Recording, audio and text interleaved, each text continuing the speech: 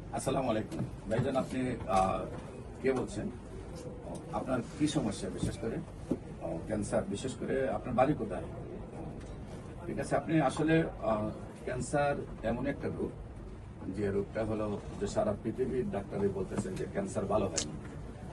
আপনি যদি বিশেষ করে বাংলাদেশ নয়, সারা ওয়ার্ল্ডের ডাক্তারদেরকে আপনি প্রশ্ন করেন আপনার যে ক্যান্সারটা হয়েছে, আপনার রিপোর্টগুলো আমি দেখেছি, আপনার যে ভিডিওটা সেটাও আমি দেখেছি।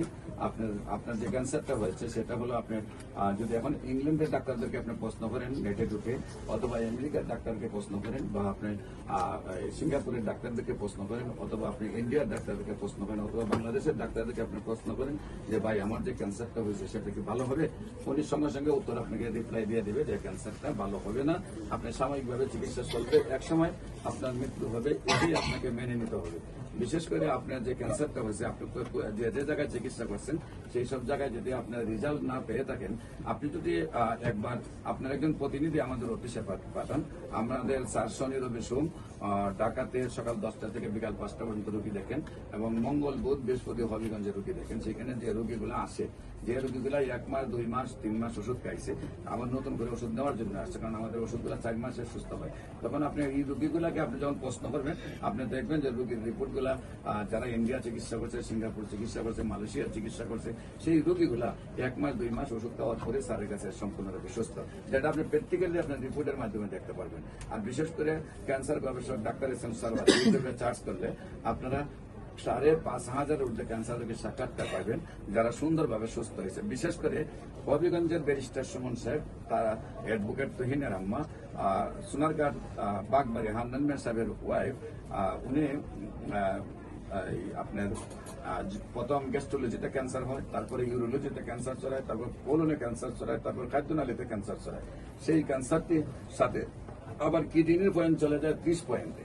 সেখানে বাংলাদেশ, ইন্ডিয়া, সিঙ্গাপুর চিকিৎসা করে যখন সুস্থ হয় নাই, তখন ব্যারিস্টার সুমন সাহেবের চাচি হিসাবে আমাদের স্যার চিকিৎসা করেন, যেখানে সব ডাক্তারে বলছে যে এটা কোনোভাবে সম্ভব না, 2-4 দিনের ভিতর মারা যাবে। কিডনি পয়েন্ট বাড়তে বাড়তে 30-এ চলে গেছে, ক্যান্সার সহায়তা সমস্ত বডিতে চলে গেছে। সেইখানে উনি আল্লাহর অশেষ রহমতে আমাদের স্যার চিকিৎসা করার পরে সেই রোগীটা সুন্দরভাবে সুস্থ হয়েছে, এবং আজ থেকে 20 বছর আগে সুস্থ হয়েছে, এখনো সুন্দরভাবে সুস্থ হয়েছে। তার পাশের বাড়ি সোনারঘাট বাগবাড়ি সিদ্দিক মিয়া সাহেবের ওয়াইফ, উনি সোনারঘাট বাগবাড়ির যে সমিলটা আছে, সমিলের মালিক, ওনার ওয়াইফের জরায়ু ক্যান্সার হয়।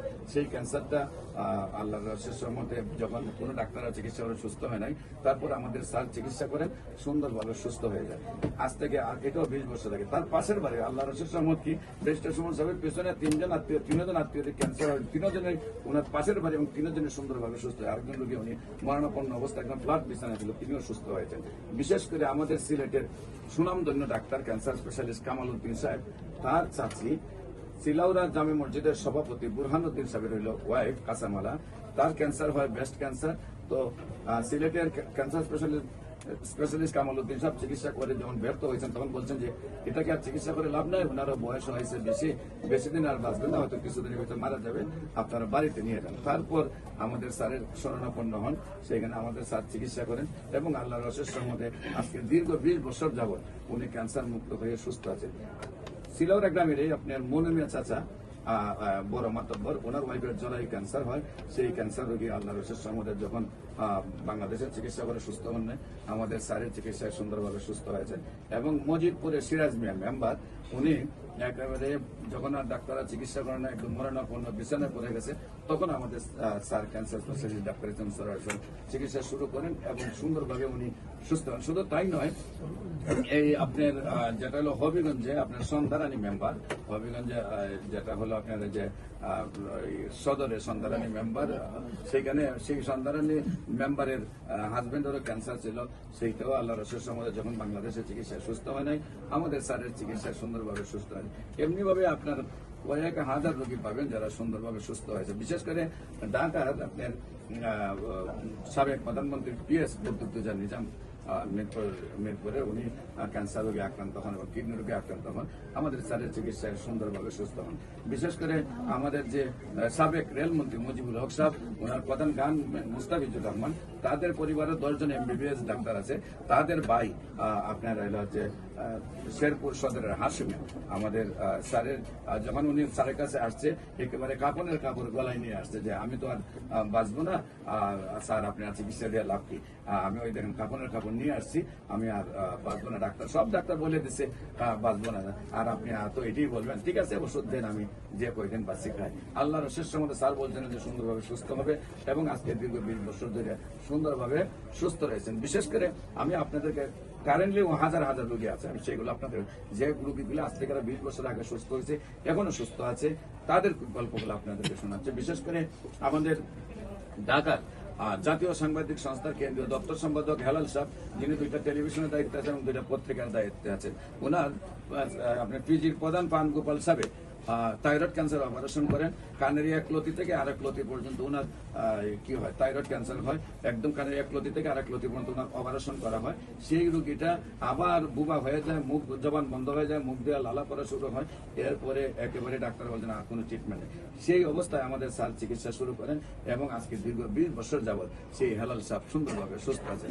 বিশেষ করে বুলা মাস্টার অ্যাসোসিয়েশনের সভাপতি আলম সাহেব, ওনার আপনার ক্যান্সার হওয়ার পরে আপনার 85 কেজি ওজন থেকে ওনার শরীরে ওজন চলে আসে হলো আপনার হলো 25 কেজি, সেখানে খালি হাড়গুলা থাকে, মাংস নাই, একেবারে অ্যাম্বুলেন্সের মধ্যে ফ্লাড অবস্থা ওনাকে আমাদের স্যার চিকিৎসা করেন। তখন ওনার পায়ের মধ্যে ক্যান্সার হওয়ার পরে পাটি ভেঙে 2 টুকরা হয়ে যায়। তখন ডাক্তাররা চাইলেন যে পাটা কেটে ফেলবেন পঙ্গুতে, আমাদের স্যার বললেন যে না, এটাকে ব্যান্ডেজ করে নিয়ে আসুন, ক্যান্সার মুক্ত হলে দেখি আল্লাহ কি করে। ডাক্তাররা বলছে যে এটা কোনোভাবে সম্ভব নেই, এটা কেটে ফেলতে হবে এবং আল্লাহর কেউ শেষ আমার কাটাতে গিয়ে সেটা ওনার শারীরিক কন্ডিশন নাই বলে তারা অপারেশন করতে পারে নাই।